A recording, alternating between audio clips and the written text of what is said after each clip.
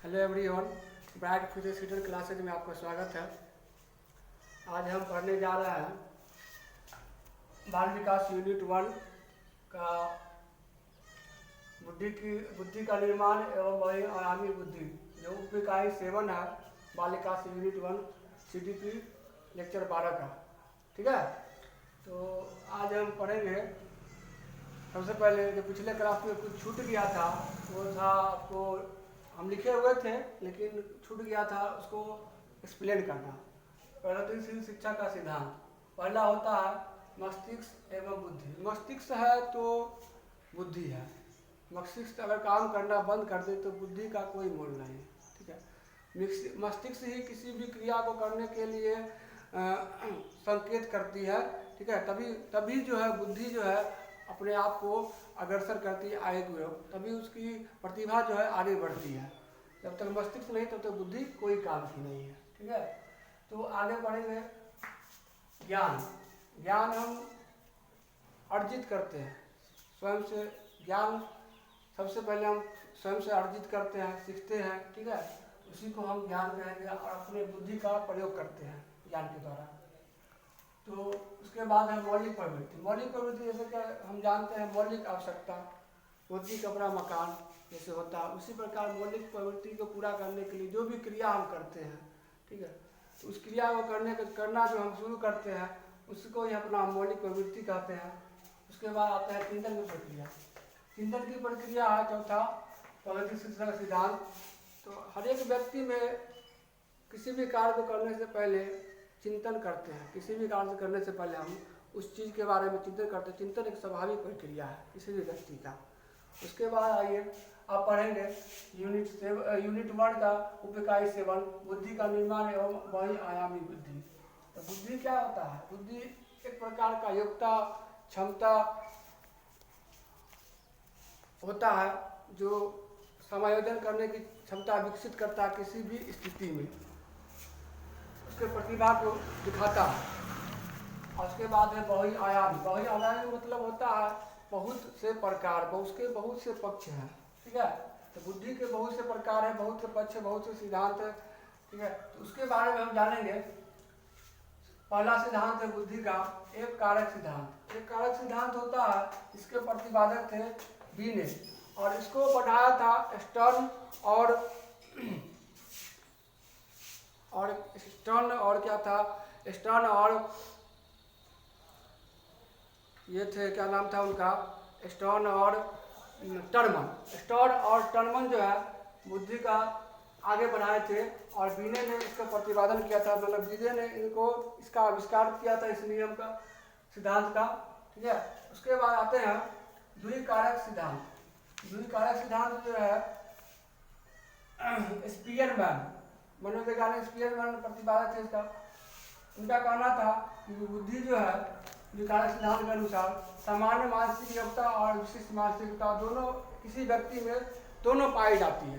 सामान्य मानसिक योग्यता और विशिष्ट मानसिक योग्यता दोनों पाई जाती है, इनका मानना था। उसके बाद है अगला बहुकारक सिद्धांत। बहुकारक सिद्धांत जो है उन्होंने थॉर्नडाइक ने इसको प्रतिपादन किया था। थॉर्नडाइक ने 3 तरह की बुद्धि को बताया था। वो है पहला अमूर्त बुद्धि, सामाजिक बुद्धि, यांत्रिक बुद्धि। अमूर्त बुद्धि होता है जो अमूर्त रूप से किसी चीज़ के बारे में हम अपने प्रतिभा का, क्षमता का, योग्यता का जो है उसके बारे में चिंतन करते हैं या उसके बारे में हल करने की क्षमता को विकसित करते हैं। सामाजिक बुद्धि, समाज में जो हम अपने आप को किसी भी स्तर पर अपने आप की बुद्धि का किस तरह से प्रयोग करते हैं, सामाजिक बुद्धि। यांत्रिक बुद्धि जो हमारे अंदर में पाई जाती है, ठीक है, उसे हम यांत्रिक बुद्धि कहते हैं। किसी परिस्थिति में अपने अंदर की बुद्धि का किस तरह से प्रयोग करते हैं उसे यांत्रिक बुद्धि कहेंगे। उसके बाद है प्रतिदर्श सिद्धांत। ये सिद्धांत जो है थॉमसन के द्वारा जो है सो प्रतिपादित किया गया था। ठीक है, तो उसके बारे में हम जानेंगे। थॉमसन का जो मेन कार्य था वो जो है सो स्पीयर के जो सिद्धांत है उनका वो विरोध करते हैं। उनका कहना है कि बुद्धि जो है एक तरह से कई रूपों में स्वतंत्र तत्वों से मिलकर बना हुआ है। किसी एक या दो तत्वों से मिलकर नहीं, स्वतंत्र कई तत्वों से मिलकर बना हुआ है जो परीक्षण के बाद ही दिखता है। उसके बाद है समूह तत्व का सिद्धांत, समूह तत्व का सिद्धांत जो है थॉम्सन ने दिया था। इन्होंने भी स्पीयरमैन का ही विरोध किया, उनके सिद्धांत का विरोध किया। उनका कहना था, स्पीयरमैन का कहना था कि प्रतीकात्मक योग्यताओं में सामान्य नहीं होता है, किंतु कई क्रियाओं में बुद्धि जो है समान होता है। प्रतीकात्मक मतलब प्रतिभाग रूप से जिस रूप से बुद्धि का भी भाग लेता है किसी क्रिया में, उसी उन योग्यताओं में समान नहीं होता है। किसी भी क्रिया में अगर भाग लेता समान रूप से वो बुद्धि उस पर कार्य नहीं कर सकती, लेकिन किसी किसी क्रिया में योग्यता जो है समान रूप से काम करती है। अगला है गिलफोर्ड का सिद्धांत। गिलफोर्ड जो है उनका पूरा नाम है जेपी गिलफोर्ड। जेपी गिलफोर्ड जो है वो बुद्धि परीक्षण पर आधारित है उनका सिद्धांत, किसी भी बुद्धि परीक्षण पर आधारित है जो हम बुद्धि का सिद्धांत कहते हैं। उसके बाद है तरल ठोस का सिद्धांत, आरबी कैटल, इसके प्रतिपादक थे आरबी कैटल। इनका जो सिद्धांत है वो वंशानुक्रम कुशलता पर आधारित है। यह अनुवांशिक या वंशानुक्रम योग्यता या बुद्धि पर निर्भर करता है। उसके बाद है बहुबुद्धि का सिद्धांत। इनके प्रतिपादक थे हार्वर्ड गार्डनर, जिन्होंने 1983 में बहुबुद्धि का सिद्धांत दिया था। बहुबुद्धि के बारे में उन्होंने 3 पॉइंट मुख्य रूप से दिया। जो पहला पॉइंट है बुद्धि का स्वरूप बहुकारकीय होता है।